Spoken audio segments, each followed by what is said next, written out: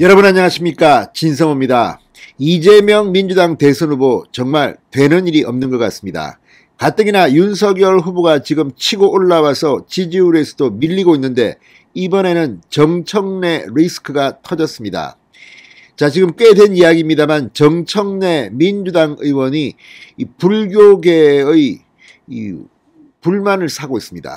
지난 국정감사 때 했던 발언인데 뭐 통행세, 봉익임선달 거의 불교계를 돈이나 하는 아주 하류 종교 집단으로 만들어 놓았기 때문입니다.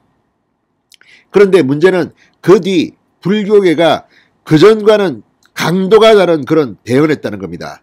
민주당사에 와서 연일 시위를 하고 전국에서 올라와서 이 민주당의 이재명 후보, 송영길 대표에게 각성을 촉구하면서 정청래를 탈당시켜라, 출당시켜라고 요구했습니다.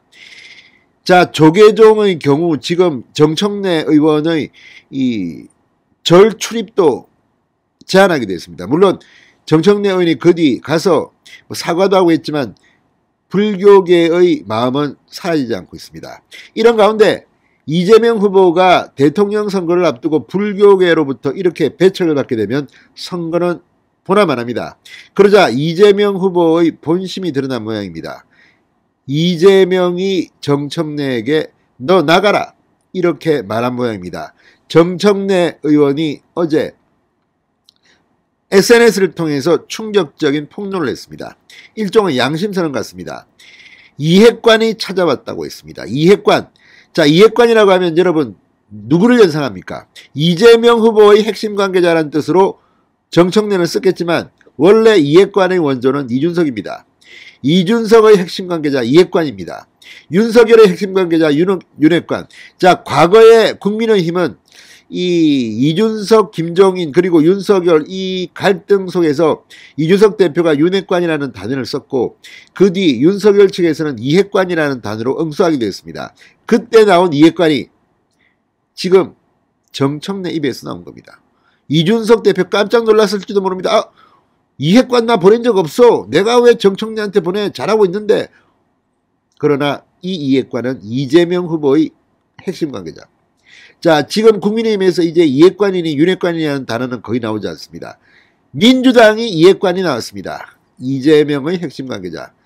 민주당, 이재명, 이제 내려갈 길만 남은 것 같습니다. 진성호의 융단 폭격 시작합니다. 정청래 민주당 의원을 융단 폭격합니다. 방송에 앞서 아직 진성호 방송에 구독자가 아니신 분은 붉은색 구독 버튼 눌러주십시오. 더 좋은 방송으로 보답하겠습니다. 자, 정청래 의원이 이재명 후보 측 인사로부터 탈당 권유를 받았다고 폭로했습니다.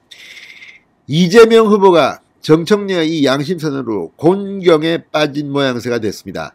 자, 정청래 의원 앞서 불교계를 비하하는 발언으로 물의를 빚었고 스님들이 정말 폭발했습니다. 이런 가운데 연이은 사과에도 불교계가 좀처럼 마음을 풀지 않자 이재명 후보 조용히 정청래를 쫓아내려간 것으로 보입니다.